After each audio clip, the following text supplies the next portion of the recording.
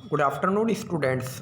आज हम BSc part second year organic chemistry यानी कार्बनिक रसायन के चैप्टर 5 एल्डिहाइड और कीटोन में एल्डिहाइड और कीटोन का संश्लेषण यानी सिंथेसिस किस तरह किया जाता है उसका अध्ययन करेंगे।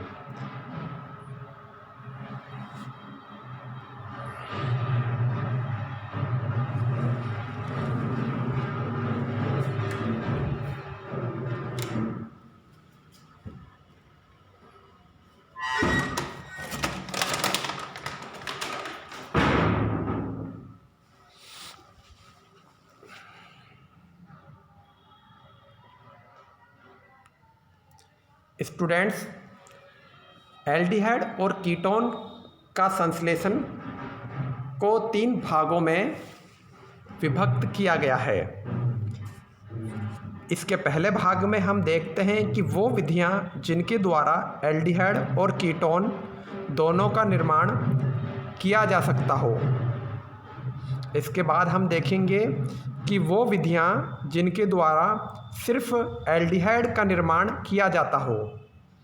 उसके बाद हम उन विधियों का अध्ययन करेंगे जिसमें हम देखेंगे कि जिनके द्वारा सिर्फ कीटोन बनाने की विधियां का उपयोग किया जाता हो।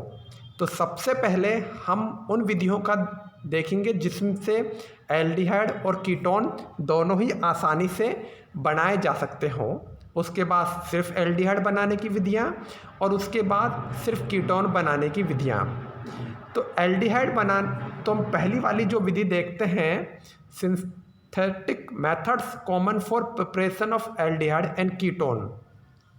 इसमें जो पहली विधि है वो है एल्कीनों के द्वारा, यानी कि जिन कार्बनिक पदार्थों में डबल बंध पाया जाता है उन्हें हम एल्कीन कहते हैं। तो एल्कीनों के द्वारा एल्डिहाइड और कीटोन का निर्माण करना।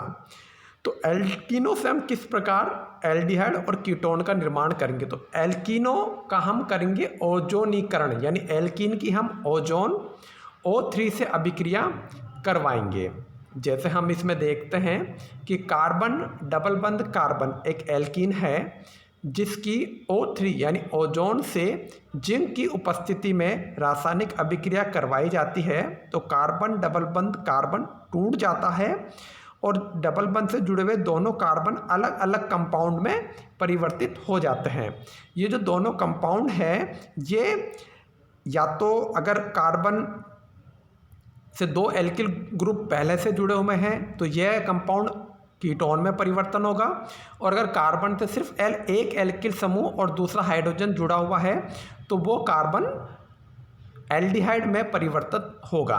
अब इस अभिक्रिया को हम किस तरह से लैब में करते हैं वो देखते हैं। देखिए, इस अभिक्रिया के लिए हम एक अक्रिय विलायक यानी इनर्ट सॉल्वेंट काम में लेते हैं, जैसे कि हम कार्बन टेट्राक्लोराइड काम में ले सकते हैं।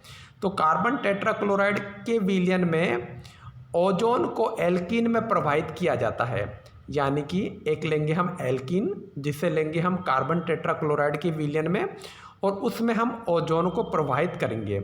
ओजोन को प्रवाहित करने के बाद विलायक के वाष्पीकरण, जो विलायक है, विलायक क्या है हमारे पास? अक्रिय विलायक कार्बन टेट्रा अक्लोराइड। इसका हम वाष्पीकरण कर देते हैं यानी इवोप्राइजेशन। वाष्पीकरण होने के बाद हमारे पास ओजोनोइड प्राप्त होता है। अब हम कैसे पहचानेंगे कि ओजोनोइड बना या ओजोनोइड नहीं बना? तो ओजोनोइड एक विस्कस ऑयल के रूप में होता है।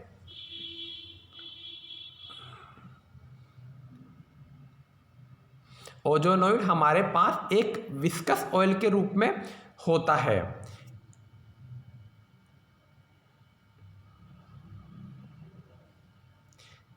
यह ओजोनोइड विस्फोटक भी हो सकता है और यह ओजोनोइड कोई स्थायी कंपाउंड नहीं है, अस्थायी कंपाउंड है।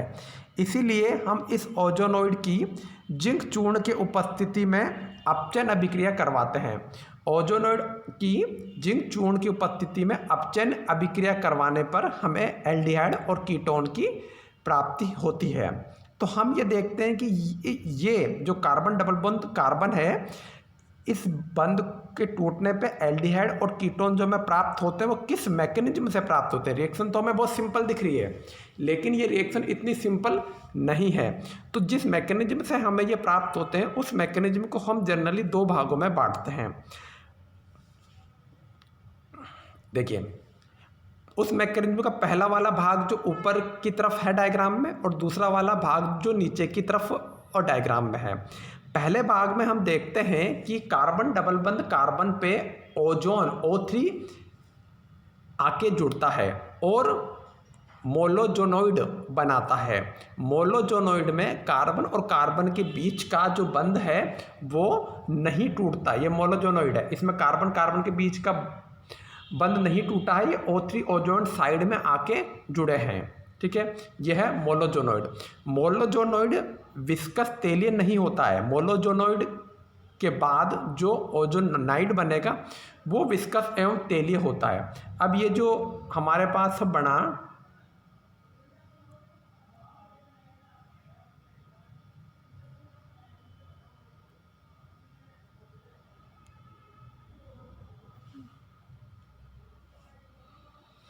ये है हमारा ओजोनोइड। ओजोनोइड में आप ध्यान से देखिए,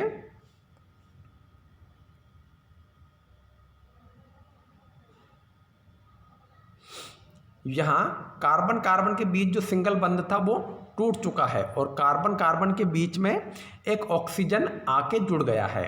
ये है हमारा ओजोनोइड।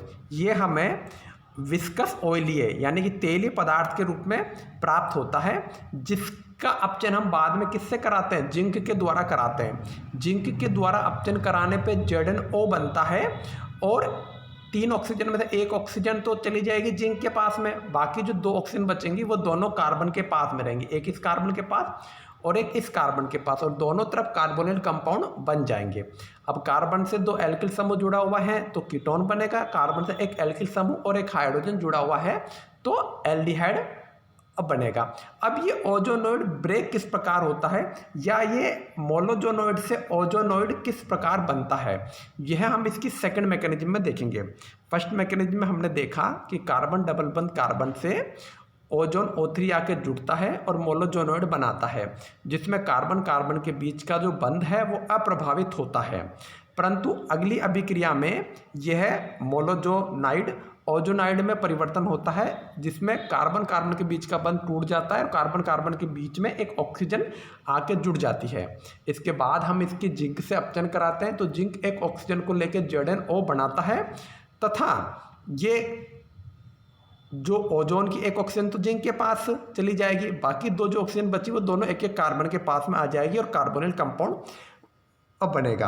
अब जिंक का यहाँ क्या उपयोग? देखिए, अगर जिंक नहीं होगा तो एक एक्स्ट्रा जो ऑक्सीजन है वो H2O वाटर से अभिक्रिया करके H2O2 हाइड्रोजन पेरोक्साइड बना लेगी, और जो हाइड्रोजन पेरोक्साइड होगा वो बनने वाले उत्पाद जो कि एल्डिहाइड और कीटोन है उसका फर्दर ऑक्सीडेशन कर देगा।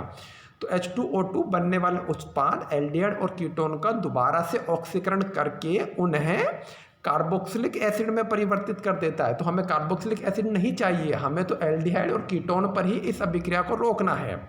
इसीलिए हम क्या करेंगे, उस एक्स्ट्रा ऑक्सीजन के लिए जिंक रखेंगे ताकि जिंक उस ऑक्सीजन को कैप्चर कर ले और वो ऑक्सीजन जल के साथ में अभिक्रिया करके H2O2 नहीं बना सके। अब मोलोजोनोइड से ओजोनोइड कैसे बनता है हम इसे देखते हैं। देखिए, ये नीचे अभिक्रिया दी है कि मोलोजोनोइड से ओजोनोइड कैसे बनता है।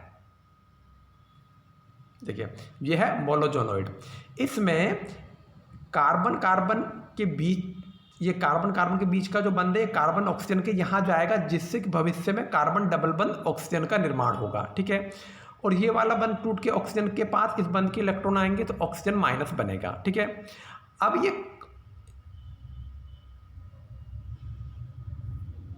ये जो डबल बंध वाला ऑक्सीजन है, ये ऑक्सीजन इस डबल बंध के इलेक्ट्रॉनों को लेगा और यहाँ कार्बन है, तो ऑक्सीजन जब इस डबल बंध के इलेक्ट्रॉन को लेगा तो ऑक्सीजन पे माइनस चार्ज आ जाएगा और कार्बन पे प्लस चार्ज आ जाएगा। तो इस कार्बन पे जो प्लस चार्ज आया है उस पे ये वाला ऑक्सीजन है ना, ये अटैक करेगा और कार्बन से जुड़ जाएगा, और इस ऑक्सीजन पे जो माइनस चार्ज आया है ये दूसरे वाले यानी कि इस वाले कार्बन पर अटैक करेगा। इस डायग्राम से आप देख सकते हैं इस ऑक्सीजन ने इस डबल बंध के इलेक्ट्रॉन लिए, तो इस पे माइनस और इस कार्बन पे आ जाएगा प्लस, तो इस पे ये ऑक्सीजन माइनस अटैक और करेगा और ये वाला ऑक्सीजन माइनस इस वाले कार्बन प्लस पे अटैक करेगा, जिससे हमें ये ओजोनोइड की संरचना प्राप्त होगी। आप इस डायग्राम को अच्छे से देखिए, सिंपल डायग्राम है, हार्ड नहीं है। पहले आपको ये देखना है कि मोनोजोनोइड टूटता किस तरह से है। ये टूट गया, टूटने के बाद में कौन सी ऑक्सीजन माइनस तो किस कार्बन पर अटैक कर रही है और जो दूसरी वाली ऑक्सीजन माइनस है वो दूसरे वाले कार्बन पर अटैक है कर रही है। ये हमें ध्यान से देखना है। ये वाली ऑक्सीजन है ना, एक ऑक्सीजन ये इस कार्बन पर अटैक कर रही है, यानी ये वाली ऑक्सीजन अगले वाले डायग्राम में कहाँ है, यहाँ है, जो दोनों कार्बनों के बीच में है। ये जो ऑक्सीजन है जो इस कार्बन पर अटैक कर रही है, ये वाली ऑक्सीजन अगले डायग्राम में कहाँ है बच्चों, यहाँ है, जो दोनों कार्बनों के बीच में है। तो इस प्रकार मोनोजोनोइड से ओजोनोइड का निर्माण होता है और फिर ओजोनोइड जिंक की उपस्थिति में क्लेवेज होकर यानी टूटकर जिंक ऑक्साइड बनाएगा और साथ में 2 कार्बोनिल कंपाउंड बनाएंगे। अब देखिए यहाँ मैंने लिखा भी है कि जिंक जो चूर्ण है वो H2O2 के निर्माण को रोकता है, क्योंकि अगर H2O2 हाइड्रोजन पेरोक्साइड का निर्माण होगा तो बनने वाले उत्पाद एल्डिहाइड या कीटोन को दोबारा से ऑक्सीकृत करके अम्ल में परिवर्तन कर देगा और हमें अम्ल नहीं चाहिए, हमें एल्डिहाइड और कीटोन ही बनाने हैं। अब इसमें हम कुछ एग्जाम्पल भी देख सकते हैं। एग्जाम्पल के रूप में हम जैसे 1-ब्यूटीन का देखें तो 1-ब्यूटीन में डबल बंद कहाँ है, यहाँ है।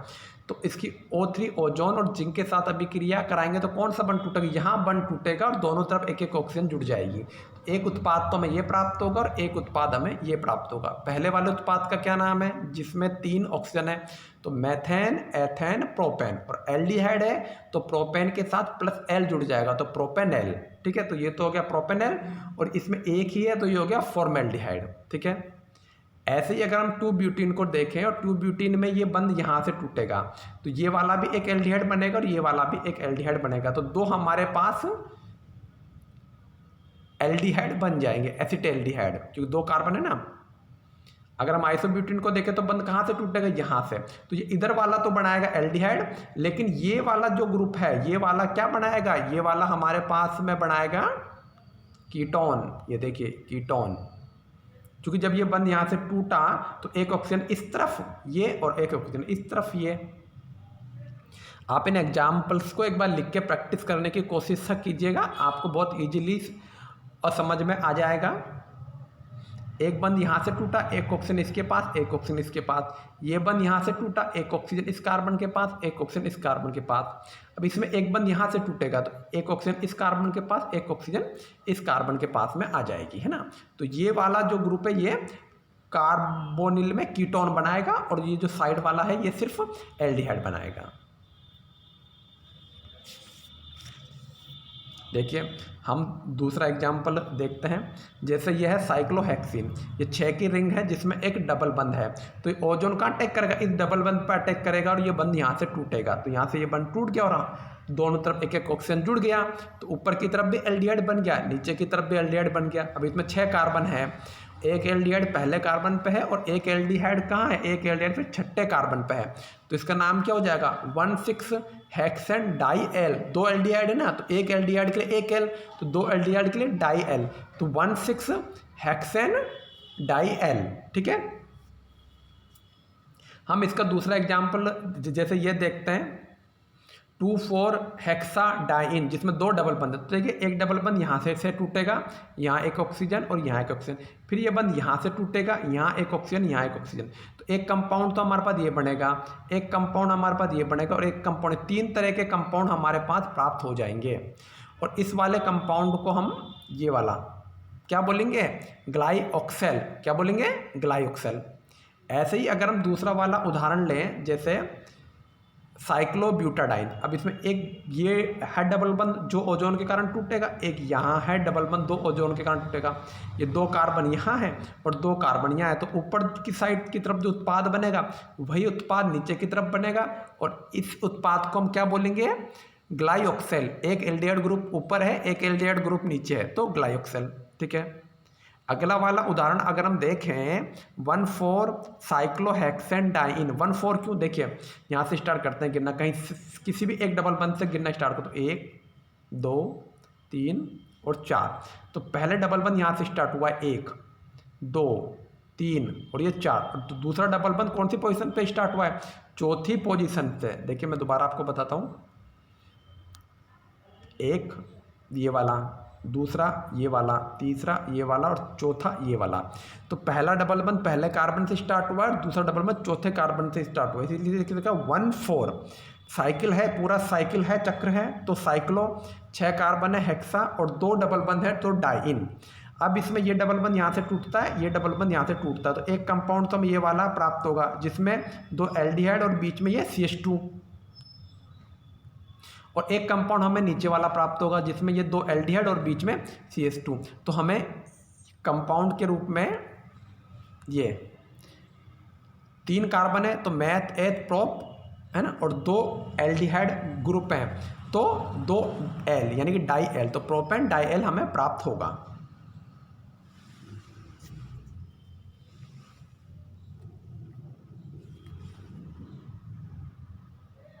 तो इस तरह से अगर हम देखें और